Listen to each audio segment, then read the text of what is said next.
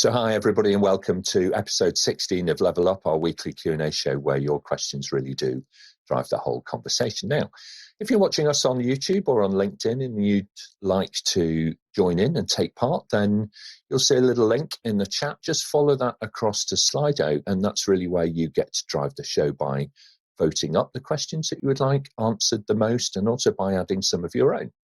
So the first half of the show is general Q&A on cyber resilience. And in the second half then, we're going to be focusing in on a topic which is close to many hearts at the moment. It's all about combating online fraud, how to spot those scams pretty early and how to avoid becoming a victim. So let's jump straight in and meet our panel.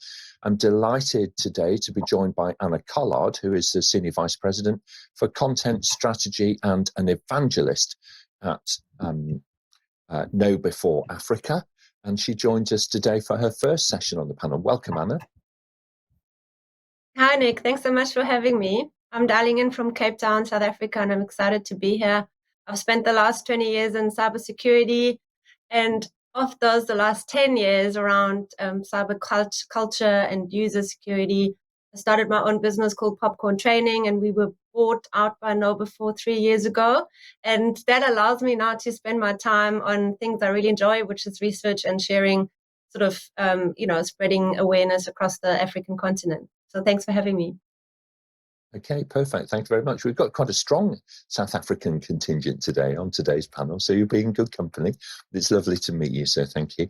Hopping across to the UK, we welcome back two experts. First of all, Melanie Oldham. Melanie returns for her second session with us. She's the CEO of Bob's Business and a fellow of Siker over here. So hi, Melanie, welcome.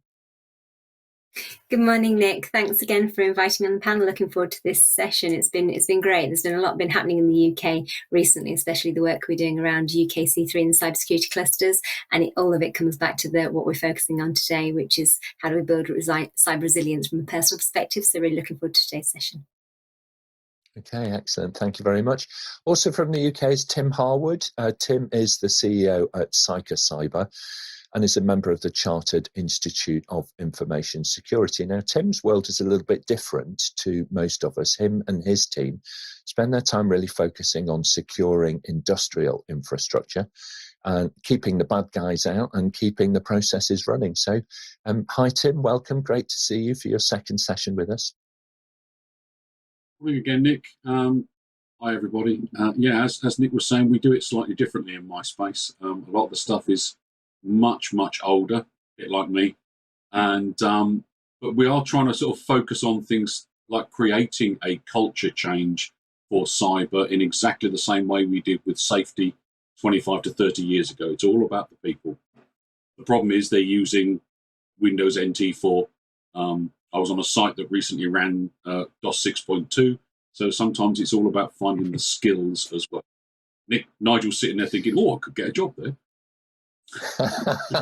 Okay, well, that's a good segue into actually introducing Nigel. Nigel's usually behind the camera, actually, rather than in front of it, but he's joining us today also from Cape Town.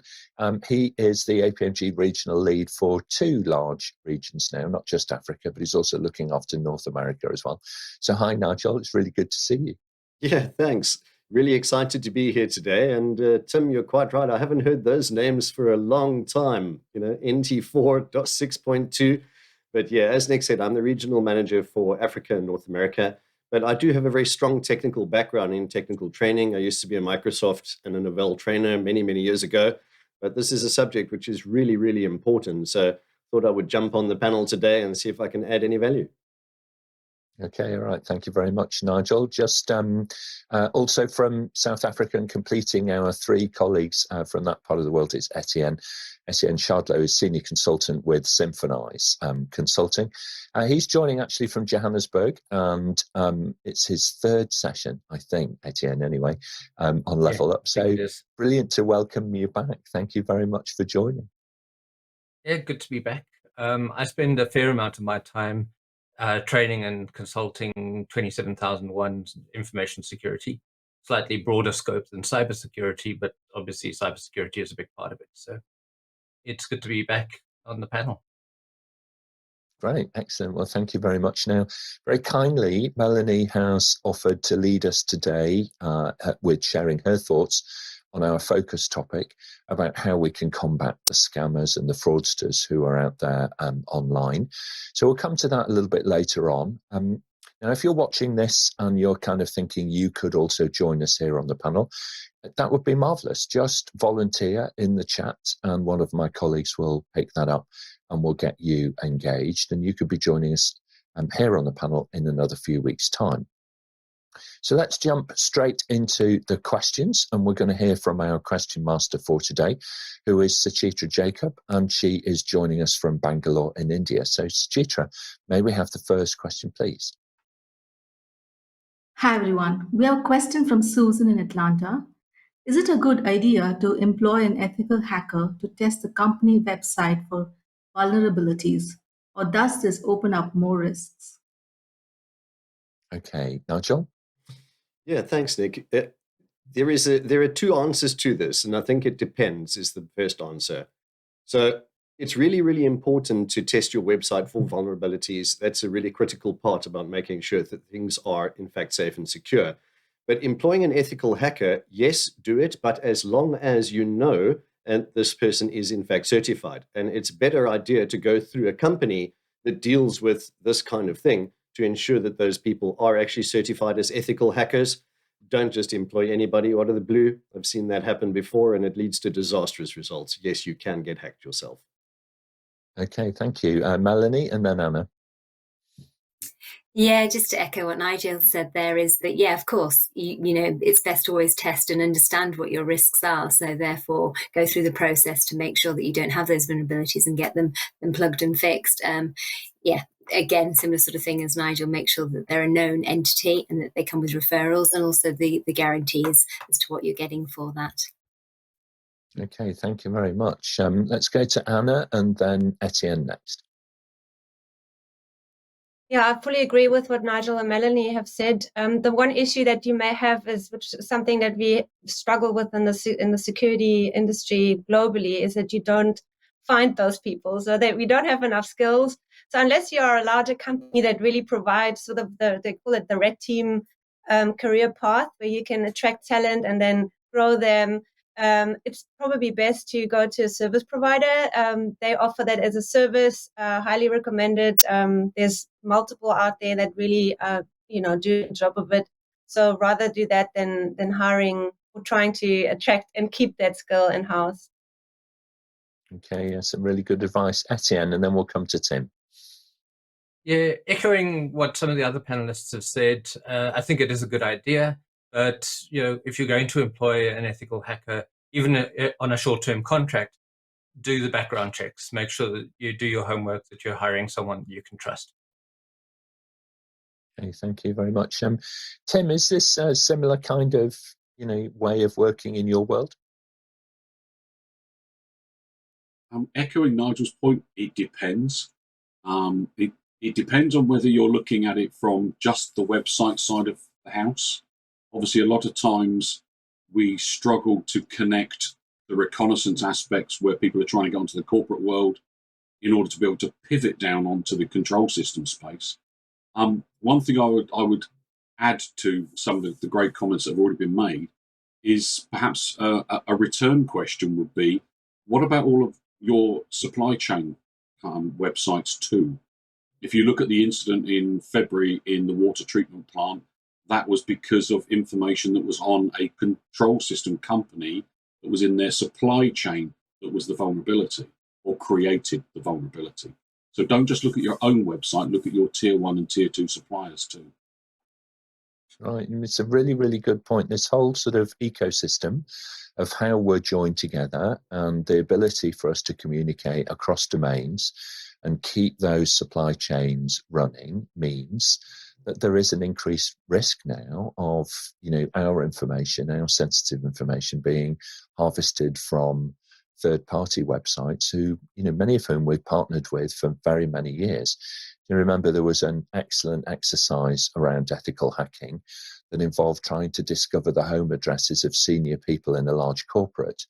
And it was actually won by a team who cracked it really, really fast because they looked online and found local florists that were adjacent to the headquarters of the big corporation, and they just hacked the florist's computer, which was a little PC, and it had all of the home addresses because, you know, the folks who order flowers always order from there.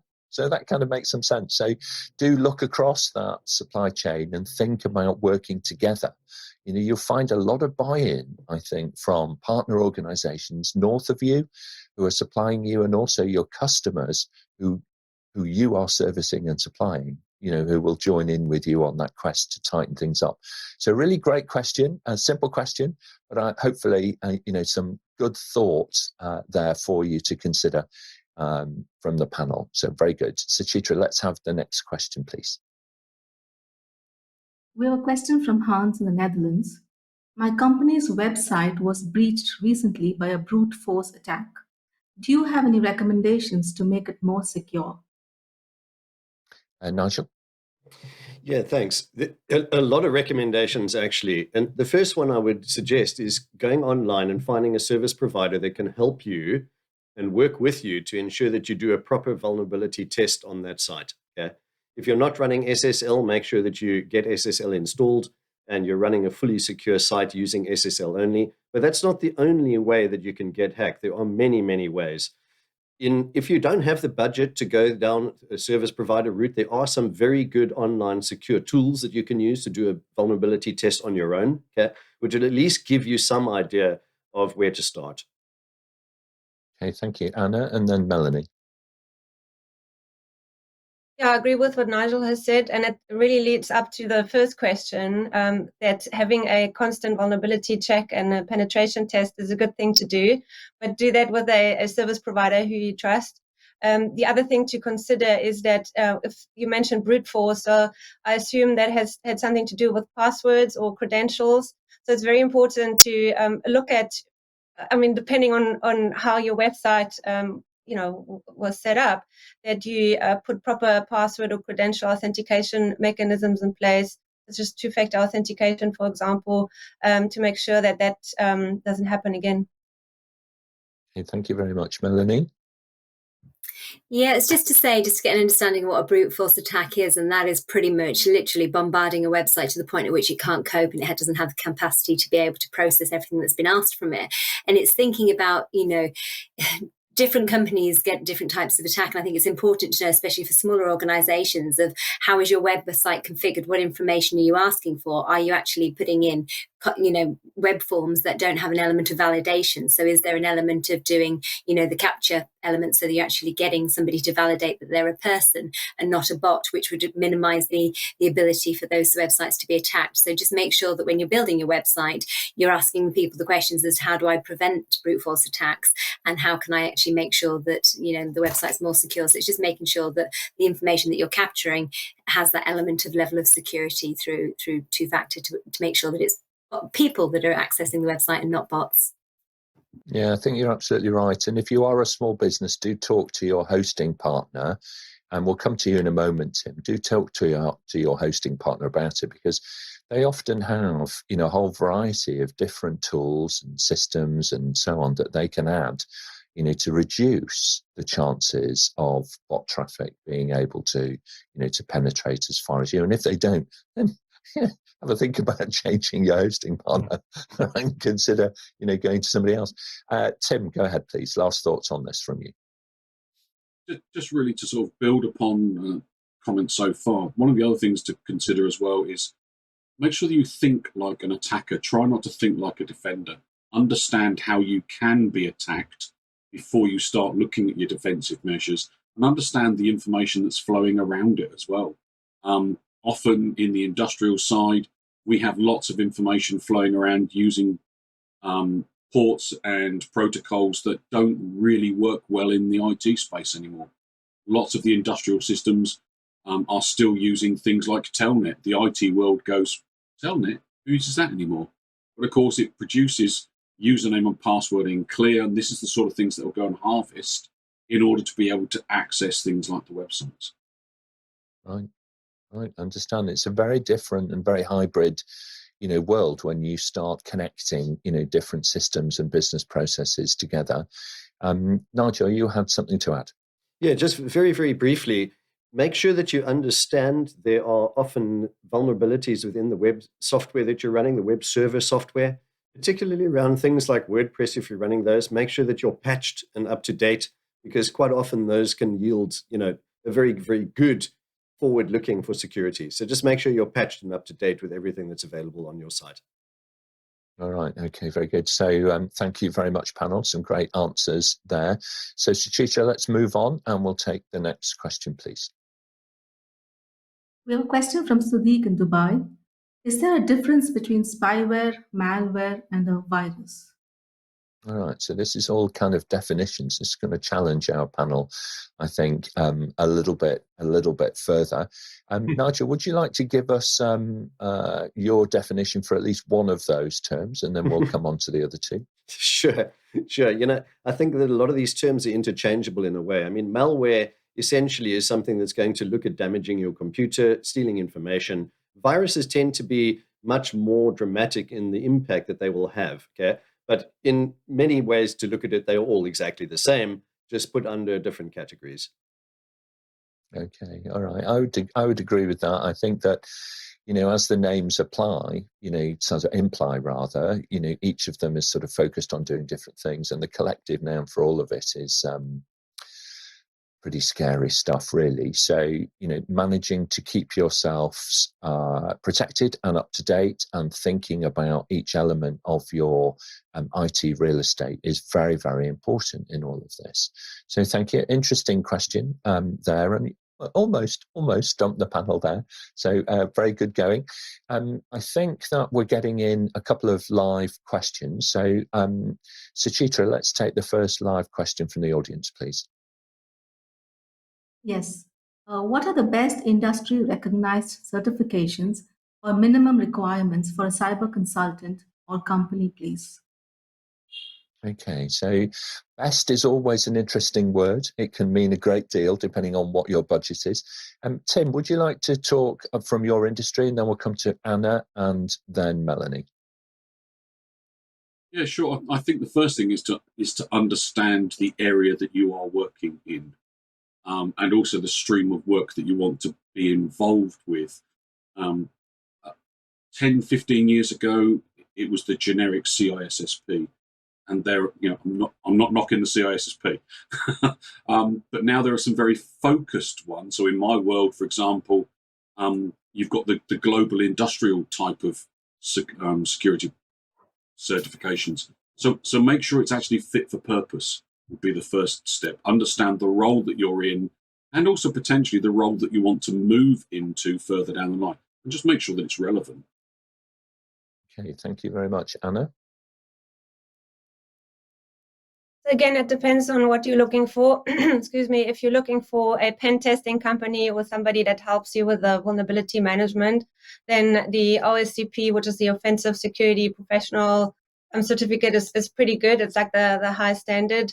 If you're looking for someone that helps you with your compliance governance kind of setup, then Etienne probably can attest to that. And anyone with the ISO 27,000 credentials is pretty helpful. Then also, if you're looking for service providers, make sure that they are themselves ISO certified.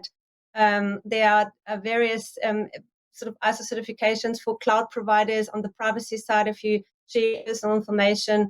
In Europe and in Africa, ISO is pretty strong. I'm personally myself, I'm also an ex-ISO auditor and an implementer. I love it. I think it makes a lot of sense. So ISO is definitely something to look for. In the culture side, by the way, if you're interested in someone helping you on the people side, there's a brand new certification called the Security Awareness and Culture Professional, or SACP, which is also really good and solid piece of certification to look for or to attempt yourself if you're interested. Okay, thank you very much. Melanie, what are your thoughts on this? Sorry, we can't hear you, Melanie. Sorry, I think the badges and the certifications are an interesting thing. And I think as an organisation, we went down the ISO 27001 many, many moons ago because we wanted to be seen as a secure provider and to practice what we preach. but I think it's all relative to how much you're implementing and what you're doing. So I think it's important to look out for organisations that sort of within the UK that Cyber Essentials certified, that have ISO 27001, that potentially are even NCSC certified organisations. So a lot of the products and services will hold the National Cybersecurity Centre badge. And I think they're all great things, but as with all purchases, then the best thing is always referrals, word of mouth referrals. So Google, find out what the reviews are, find out who else has had those products and services that are akin to your organisation. So if you're a small SME, think about and speak to other small SMEs to find out who's supported and helped them. If you're a larger organisation within a certain space, again, go for those practitioners that have had experience in delivering products and services in your area. And the best way to do that is to do a bit of open source intelligence, do the Google, look at the reviews, do the Trustpilot reviews and see what the feedback comes back, because what you'll find is people are generally very, very honest. So where you have Google and Trustpilot reviews, they're really, really sort of reflective of how good that service and that product is. Sorry. Yeah, thank you very much. I'd just like to kind of build on that and encourage everybody to go, first of all, to trusted sources. So many governments are taking quite a nationalistic view to defence, and that applies in the cyberspace as well as it does in the defence of their own borders and of their own citizens and so on. So look, first of all, I would suggest at your own national cyber security organisation and see what guidance they are offering. Now, these do vary around the world. In the UK, we have a multi-tiered approach to this from the UK NCSC, National Cyber Security Centre here, although other countries also use that four-letter initialisation as well, initialism. So at the bottom level, you've got, encouragement around everybody, all organisations becoming cyber aware and building on something called Cyber Essentials. And there's a couple of different levels to that. For an actual individual who is a consultant, this particular body also encourage people to apply and become a CCP or cyber security consultant professional, a cyber consultant professional. Okay? And that CCP qualification is pretty challenging, actually, because it combines not just what you know, but it also looks at how you do it. So it's quite an advanced level of certification, to apply for. So if you're working in the cyberspace and you're dealing with organisations in the UK or in the UK domain, if that makes sense, then that is something that you might want to consider as an individual against the other certifications that have been mentioned, which are more at an organisational level.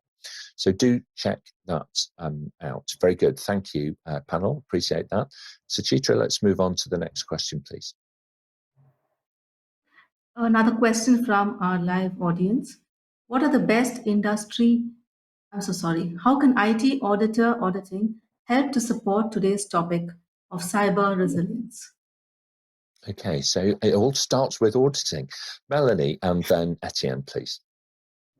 Yeah, as touched on earlier, we went down the ISO 27001 route, and initially, I won't lie, it was for a tick box exercise. But what I found is that it's that continual reviewing and assessing processes and procedures that make you automatically more resilient and actually more efficient as a business as well. So around your recruitment, around your supply chain, and making sure that actually you're doing those rigorous checks that we've touched on all the other subjects. So are we validating the supply chain? Are we validating where our employees come from? Are we checking access? And what that allows us to do is to continually review where you're at with things and just take, a sense check of where we're at. Over time, things happen and things change, but it's actually really, really important to have the auditing purposes to make sure that when we've had a change in personnel, when we've had a change in supply chain, that we've actually really, really looked at where our weaknesses are and built up our resilience. So it's all about building up a picture of where our risks lie and how we're sort of making sure that those holes where potentially there may be roots in are actually plugged. Okay, thank you. Etienne, you spend a lot of time with colleagues in this space. What are your thoughts? Yeah, I do. And, we often look at audits as, and this says checklists and checkboxes. And even just using it as a kind of checklist, you often will pick up gaps in your cybersecurity. You'll find the holes and you'll pick up where there is, where there's room for improvement. we don't like auditors generally because they always pick holes in our work, and they find the gaps. But it's essential that someone is doing that work. And so I do believe that they play a really important role in helping us find those holes. Anna, do you love being audited, or do you find it slightly scary? Well, I used to be an auditor myself. In fact, I helped before I was the internal auditor for our ISO certification. So I obviously have a soft spot for them. But I think what we need to do is work with them. And if you think about it, like the audit report is a document that goes right up to the board. And that's a real opportunity if the security team works with the audit or the auditor to sort of highlight areas that need more budget, for example, that need more management attention. So if we look at them rather, more than partners rather than people that want to pick holes in our work, then it's a really effective way of sort of prioritizing the right thing. That also requires the auditor, though, to use a risk-based approach and not just checklist approach. Yeah, it's that combination, really, isn't it? And Tim, we'll come to you now for your thoughts on this. I completely agree. It's that combination of, the framework, the tools, the person. How the auditor goes about it is so vital. Tim, what are your thoughts? I'm just picking up on Anna's point. I think it's a great way of looking at it is to work with the auditor. Realistically, in my world, it's very much about validating what's your current state, also looking at the target and are there gaps in between. So picking up the resilience aspect, where are you now versus where do you want to be, as well as understanding what does the regulator want to see? How can you do it from a compliance perspective to persuade the regulator that you shouldn't be fined? I do find that certainly in organisations that audit gets the attention of the C-suite. So, you can use it as a very positive mechanism for, understanding what needs to be done and, really galvanising the organisation around you. Nigel, last thoughts on this? Yeah, just last thoughts on this, Nick. I've seen far too many times when an auditor has done some really fantastic work, developed a proper audit report that identifies all of the vulnerabilities that are there, some gaps and so on. But the organization doesn't actually implement those recommendations properly. Yeah. And this should be really treated with the utmost seriousness because some of those vulnerabilities could, in fact, bring down their entire business. Yeah. Let's face it. So working with the auditor to identify a plan of action and then taking that back internal right up to the C-level should be looked at on a change management methodology as well. Yeah, it's really, really critical that those items that are identified are actually put forward and a plan of action is developed and implemented to make sure that those things are solved. Okay, thank you very much, panel. Great question. They're coming in from the audience online, so thank you very much for that, Suchitra. We're going to move on. We'll take one more question before the focus topic, please. So last question then. We have a question from Brian in Perth, Australia. Our IT team wants to implement 2FA. Is this really required within a corporate network? Okay, we've got a lot of opinions, so we need to keep it really tight. Anna, we'll start with you, and then we'll come to Melanie. So my answer there is absolutely yes. However, keep in mind that 2FA is not going to be the holy grail, and there have been, in fact, a few news articles just recently of how that can, your users can still be phished, they can still be social engineered to hand over their OTPs, but at least it's another layer in your security defense, and it's an absolute must-have, in my opinion. Okay, all right. Thank you very much. Melanie, last thoughts on this before we get into the focus topic? A resounding yes. It's that extra layer, and we should be doing two-factor authentication on every single one of our online work and play. So, yeah, it's a given. We know that passwords aren't particularly great in what they do, so therefore having that extra layer is always an essential. So, yeah, for me, if everybody enabled it by default, then we would actually have better behaviours and better habits that actually would make all our lives as cybersecurity professionals a lot easier. So, my viewpoint was we need to kind of push for everybody to enable by default, and then we all become more educated on how to work around it. Okay, all right, thank you very much indeed. So some good advice there about thinking about two-factor authentication and the mechanisms that you might use for that and the platforms that you might use, and to think a little bit further as well now around how you might be able to integrate that into your day-to-day workflows. So look, we're going to change gears now, and our topic is going to be all about combating online fraud.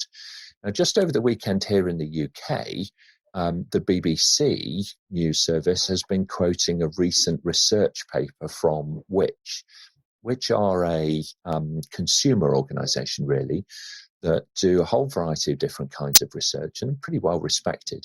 Now, they've been calculating the impact on victims as being far higher than simply the initial monetary loss that they suffer.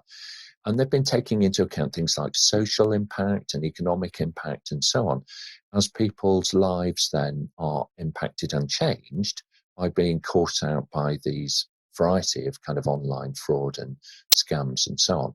On average, that calculation works out to be a fourfold increase over whatever the initial loss happens to be. And in total, in the UK, it comes out at a staggering sum of £9 billion as the cost to the economy overall, which is approaching, I would think now, $13-14 million or so. So it's a huge topic. It's a huge impact on individuals, teams, and of course, organisations.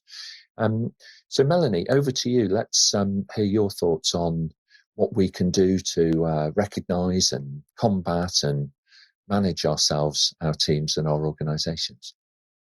That's brilliant, Nick. Thank you. So I like the fact that you've just mentioned it's a huge topic. We've sort of 60 odd training modules around this topic, and you're asking me to do in 10 minutes. So let's see what we can do first of all. So first of all, there's this real misconception that this image I've taken from recently I saw on social. I thought it was a great image, and there is this preconception that actually these hackers are these malicious guys in hoodies that are trying to take down large corporations, and and a lot of it sits, and a lot of what we're talking about now is how does it impact, as you say, the business and the business community and organizations. But the reality is 90% of information security breaches are down to human error, which is why myself and Anna do this work that we do. And it's because we are easier, from an individual perspective, it's easier to hack a human than it is necessarily to hack a computer. So social engineering is one of the main sort of forms of attack. And so when we talk about what is hacking, it's more what you see on the sort of the right-hand side of this image around some of the social posts that get us to divulge and release information about us, that gives windows and doors of opportunity for people to gain information and access to our systems, which then allow them access by default to larger corporations and corporate systems. So one of the questions that I do quite a lot on some of the events that I do within organizations is, what would your hacker name be? So I'll get round a table and ask people, if you were to take your first name from your mother's name, your first name of your hacker name would be your mother's maiden name. Your last name would be your first pet's name, or your car brand. And we love this. It's a bit of a challenge. It takes us back into history. I've seen some of the questions on Slido that talks about this. Things in our past that actually just are fun, engaging, and because all of our colleagues do it, we do it. And what's quite interesting, when I run this within the corporate scene, you have some people automatically put the details down. And then secondly, you have people saying, just not. And you ask, why aren't you doing it? And like, because this is my personal information. Yes, this is your personal information, which ultimately will allow people access to your online accounts. It's the security questions that we get given in banks and so on and so forth. And so it's information that we shouldn't readily be releasing. But what we sort of saw on the previous slide is those questions there are all enticing to give you that personal information. All polls around that exact same thing. But what's also quite interesting is when we run these questions within organizations, is even those people that know it's not right don't want to be the fun sponges. They don't want to be the ones not giving out their information because, they're surrounded by colleagues who are doing this in fun and lighthearted. But what we actually want to try and change is a shift in culture whereby we turn around and say, actually, you really shouldn't be doing that, guys. Hang fire. What's this? What are they trying to do? What's happening here? And opening up sort of dialogue within an organization that really makes people talk about this quite freely and say and challenge when things aren't right and wrong. So in terms of what information is that capturing, and where is the market? Where is the money in this? It's actually really, really a lucrative market, and the cost and being able to buy Facebook credentials, PayPal credentials, bank credentials, it makes a lot of money, is the reality of it. And this is why when we're talking about multi-factor authentication, why is this so good? Because the reality is we are all creatures of habit, and we have a tendency to use the same username, use the same passwords, and therefore when those details get released, chances are you're actually able to access multiple online accounts, which are, keys and access to all the information that we hold.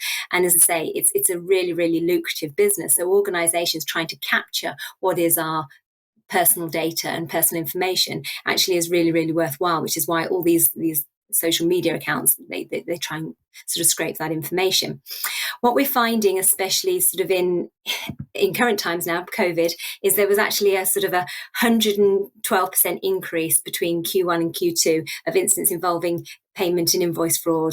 So it's a massive, massive market that's causing more and more issues. And what we're saying is COVID, which is something that has affected so many people and creates that emotional response and causes that reaction in us to want to kind of secure ourselves, secure our personal. It's not work related, but this has been one of the biggest threats to businesses, because we're interested to know what's happening in terms of the current news, what's happening, what potentially could affect us and our families, and it has that personal sort of impact to us. Email, and the reason and the most common form attack of these instances was around phishing emails, and they're the most common source of attack while we're working from home. 47% of employees cited distraction as being the main reason why they fell for phishing and scam emails whilst working from home. So the question is that, why is that the case? Why is there potentially, there's obviously considerably more scams that are going out there, but potentially we're clicking on them more. So why are we distracted? And there's an argument to be said that actually when we work from home, we're kind of feeling in a more comfortable environment. We're more relaxed environment. So therefore some of the corporate boundaries that were put around us no longer exist. And again, it's a lot of this is about psychology and how we feel and how we're comfortable. And so as an organization, how do you put the same protection up around individuals within their home environment as you once had within the corporate environment? And it really has sort of shaken up and changed things. As I say, from a resilience and an online cybercrime issue. So I'm moving my slides, but they don't seem to be moving from a technical point of view. I don't know if anybody can help me. Yeah, so on the other side.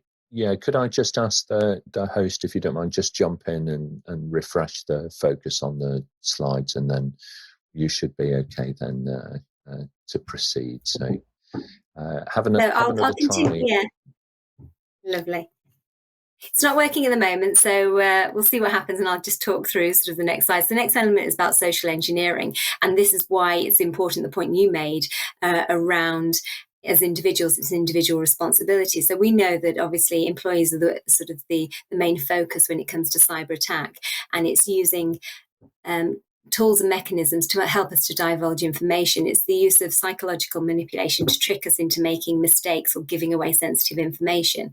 And those include using compelling stories, using gamification, which is what we saw on those first slides, and taking advantage of our trust and our curiosity, all things that make us human and make us engage in the way that we do, and having a lot of these social engineering attacks will have this sense of urgency. Something bad's going to happen if we don't do something very, very quickly. So again, pulling on those emotional responses to make us do things.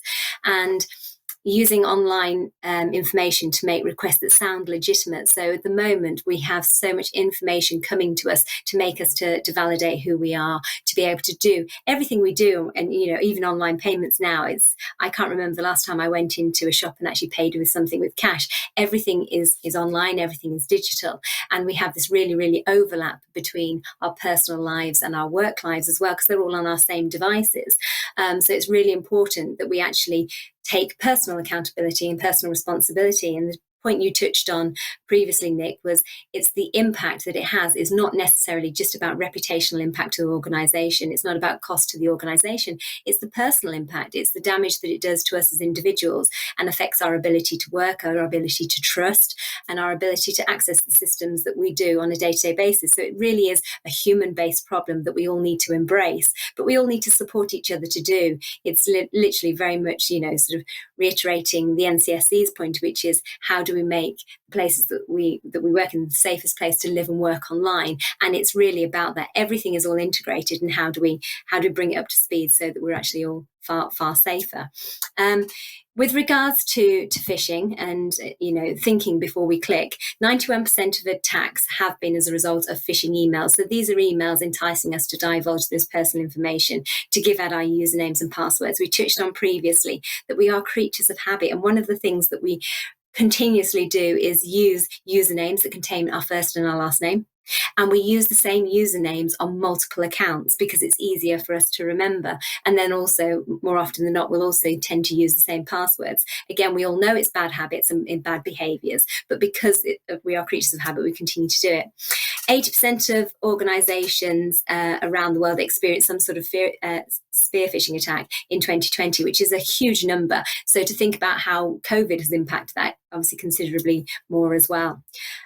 So in terms of the phishing emails, we touched on this previously. The 5 top sort of subject areas are around things being urgent, having a request, being important, all the things that make us want to react to do something because we feel we may get locked out of our accounts or something bad might happen to us. And we all know as organisations, how do we simulate this? How do we replicate this without actually causing a negative and harm within organisations? A lot of simulated phishing attacks in organisations have a really bad reputation because it's, as an organisation, you're trying to trick us, you're trying to catch us out.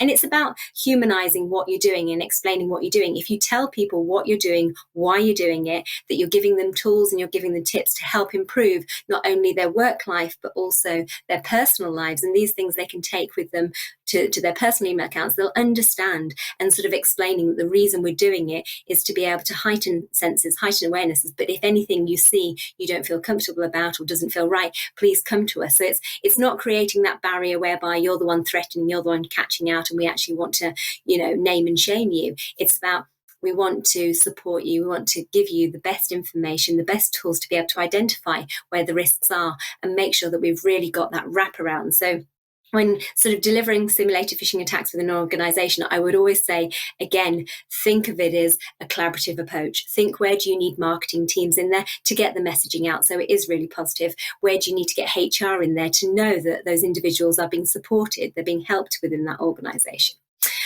So on and so forth. So it's really, really important that before you replicate what is a threat within your organisation to try and increase your resilience, that actually you do it really, really thoughtfully, and you think, what impact would that have on those individuals? How can we have an element of care and responsibility to look after them if people don't like the way that those messages are being delivered? The next slide, again, it's so many people have probably come across this, and it's not me trying to get you to go to a website to capture your information for bad, I promise you. You have my word. So Have I Been Pwned is a website that allows you to see whether or not your email address has been compromised. So, and as I say, if you were to put in your work email address or your personal email address, it lets you know of all the breaches where your email address and potentially password credentials or any personal credentials have been compromised. And one thing we don't do enough is email addresses are really easy to create.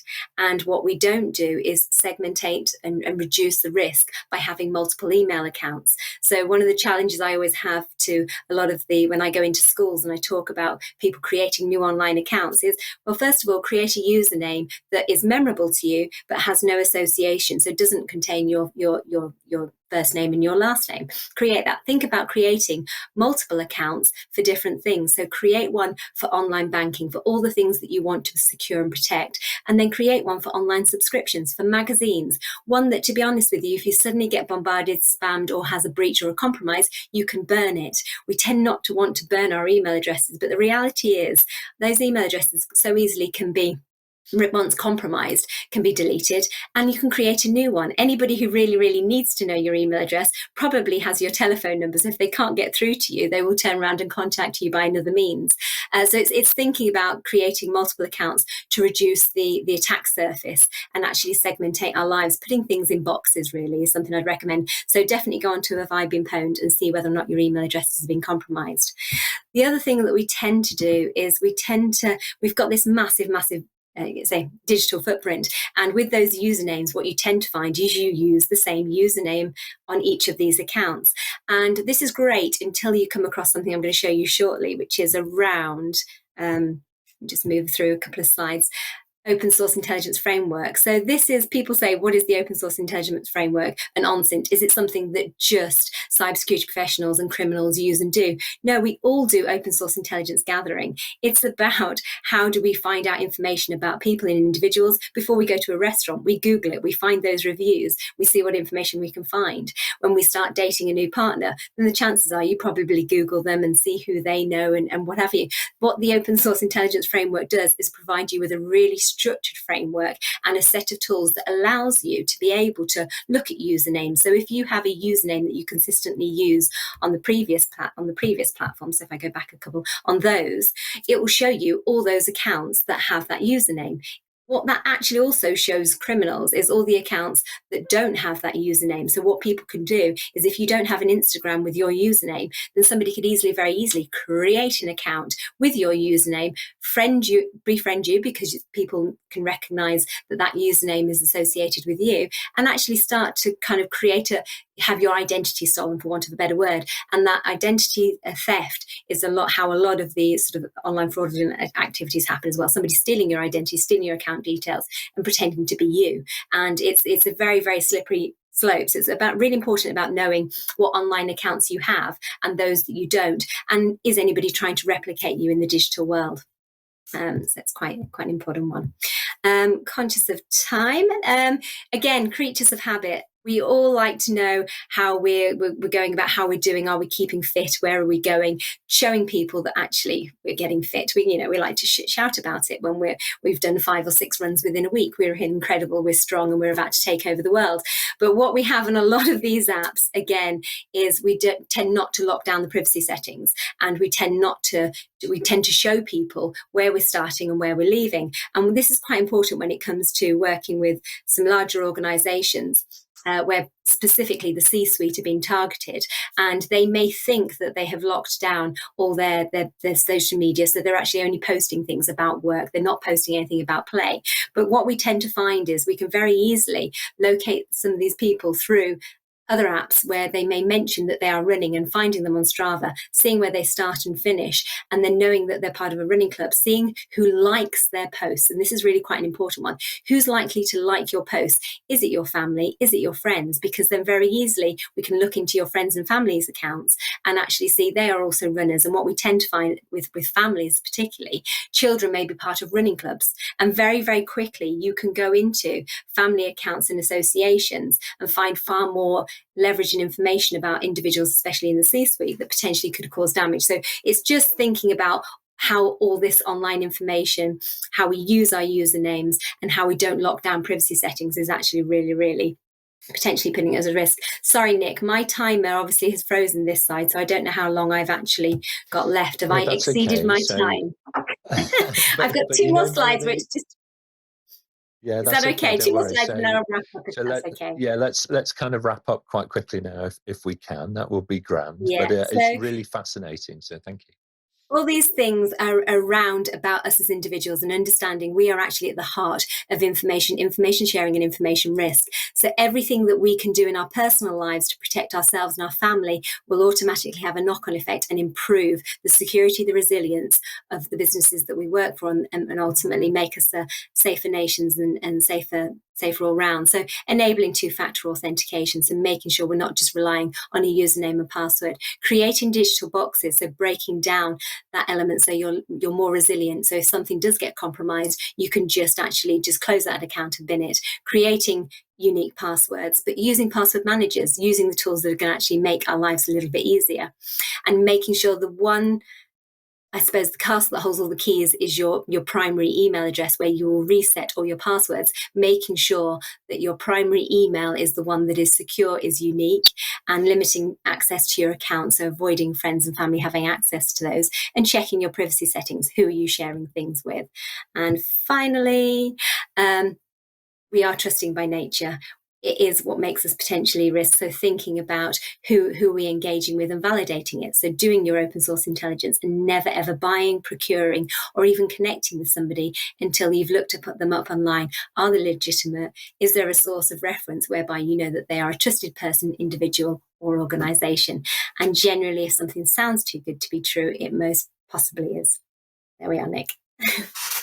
Okay, well, Thank look, fantastic job. I don't know about Strava, but that was a marathon of a topic, and you sprinted your way through it. So thank you so much indeed. You know, super helpful and really, really enlightening. And it reminded me of a couple of key things that I need to change. You know, I need to think about some of these things, and I've made a couple of notes, you know, down next to me for stuff to do after this session. So thank you. Suchitra, let's jump straight into the focus topic questions, please. And we need to keep it tight, panel, if we're going to get through 2 or 3 of these. So go ahead, Suchitra. We have a question from Tom in New York, US. How secure is it to keep my banking credentials on my phone? Okay, using your phone as a payment device, Nigel? The short answer is it isn't. Remember, what happens if you lose your phone? Yeah, you've lost your banking details as well, and now you have a device that could potentially be cracked and hacked, and those credentials are gone. So I wouldn't certainly rely on that as my method of securing my own personal bank details. Okay, all right. We might have an alternative thought. Melanie, do you want to jump in? And We then do. Yeah, so conflicting with that is, we need to make our lives more easier. If, you know, to get to the bank, to get your information. So my argument is, as long as your mobile device is secure and you go through the right protocols, so have you got a strong password on there? Is it a mixture of letters and characters? Do you have the ability to remote wipe if you lose that? Do you have that backed up?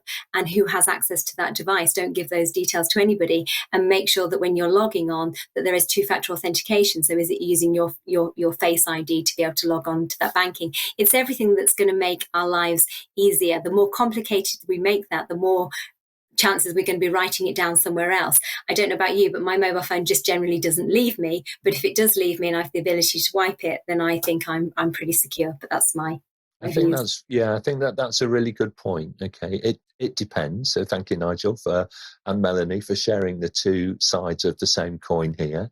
And when you're thinking about it, when you're setting up a mobile device, you know, you really do need to think about being able to wipe it remotely. You know, if you were in the situation of, you know, having it lost or stolen, you know, perhaps in the future, it's a super useful feature to be able to use. I'm sure we're going to come back to that question again on another episode. Suchitra, we've got time for just one more question, please. We have a question from Shanice in High Wycombe in the UK. What are the benefits of using data analytics to detect, combat, and prevent for fraudulent scams? Okay, so can big data help us on the detection and prevention side? Anna? So, you know, like the adversaries, the security professionals also, we all invest in automation, and we can benefit from, you know, big data, AI, machine learning, etc. The trick here is, though, you have to have somebody in your organization that does understand how to deploy that mechanism. And that's often where it falls flat, is that, the product provider, the vendor will, promise all sorts of things, and the technology is in place. It's great, but you still need that human who actually implements it and configures it according to your business.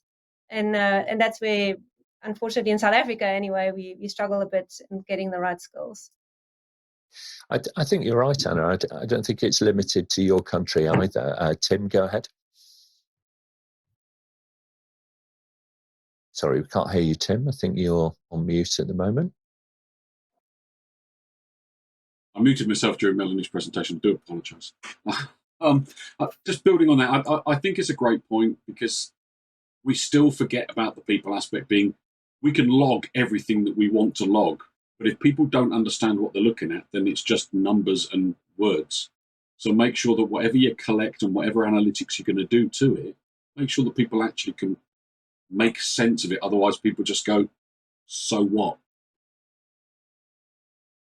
I completely agree with that. And I would say that, having worked a lot in the analytical space and the data collection and harvesting and organizing and transforming and looking at and trying to understand what it is that it's doing, it's a little like Harry Potter. At the beginning of the movie, when they arrived in Hogwarts, there was the sorting hat, and I would start by saying, put on the cap of curiosity, but keep it focused on a particular area. Start small, see what you can discover in your data that might help prove or disprove, the thoughts that you have, and gradually build it out. So knowledge and understanding always baseline your collection, your harvesting of big data, and importantly, never produce a graph that colleagues can't actually understand within a second, within a heartbeat.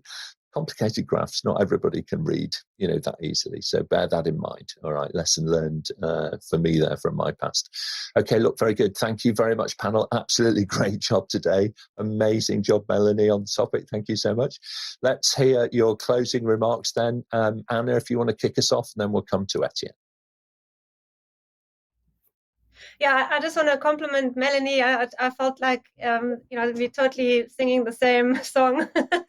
So it is really, it is about us, the human element, and being aware of the fact that we as a people are in the firing line. That also gives us some power, though. So if we understand that and we are sort of, aware of the techniques that these social engineers are using, we take a breather before we react. Which, by the way, also helps in real life, not just online. If we're aware of our emotions, because that's what they do, they trigger emotions to get us to do things that we wouldn't usually do. It does provide a level of security. So, yeah, be aware of that and take a breather before you click on that next email or link or social media message or WhatsApp or whatever it is. Absolutely. Thanks very much indeed. Anna, Etienne, your thoughts? Yeah, again, I think I'm going to repeat what many people have said already today, but I think we can have all the firewalls and the malware detection and all of the technical capability for picking up these things, but people are still the weak link in the chain, and we need to be aware of what we can do as individuals to protect ourselves, protect our companies. And I think the focus really needs to be on building a kind of security culture within our organizations. Great advice. Thank you very much, Melanie. And then Tim. Yeah, and to build that culture, you need to have trust and really, really good communication. So it's about being really, really transparent as individuals and talking about all these issues, but trying not to do information overload. Pick one thing, have a discussion about it and go into detail, and then, enable it. So, my argument would be, my challenge to everybody on this call would be, go around, enable two-factor authentication on all accounts.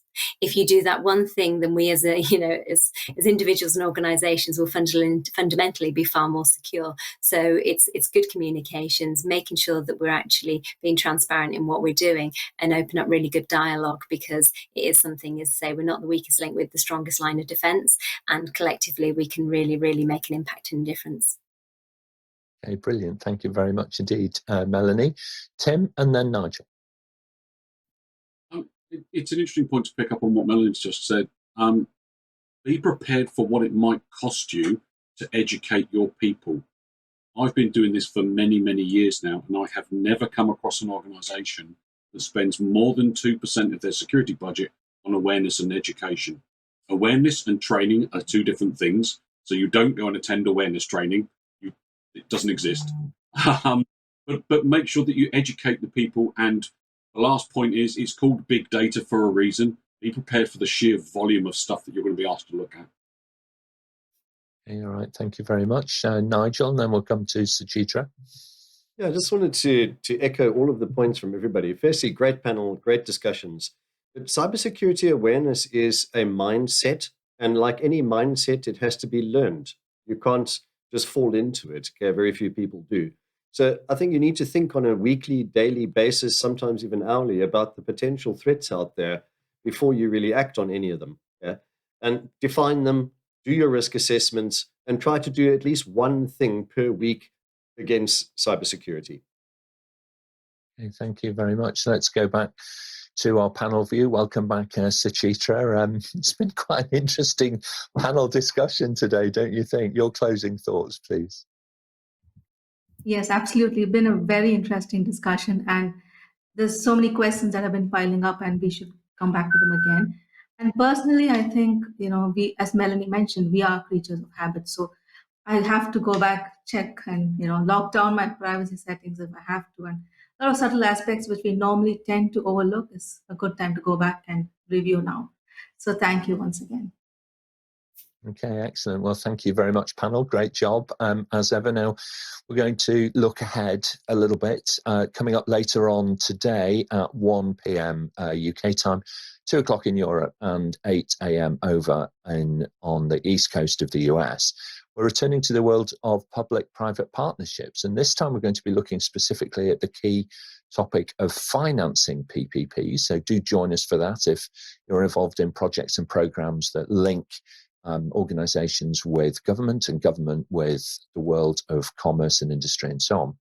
Next Monday at this time in episode 18, we're going to continue our conversation on IT service management, and we're going to be really focusing in on the service manager's friend or foe, depending on your point of view, and that's all about Six Sigma and how that quality approach and analytical approach to service management improvement can really make a difference.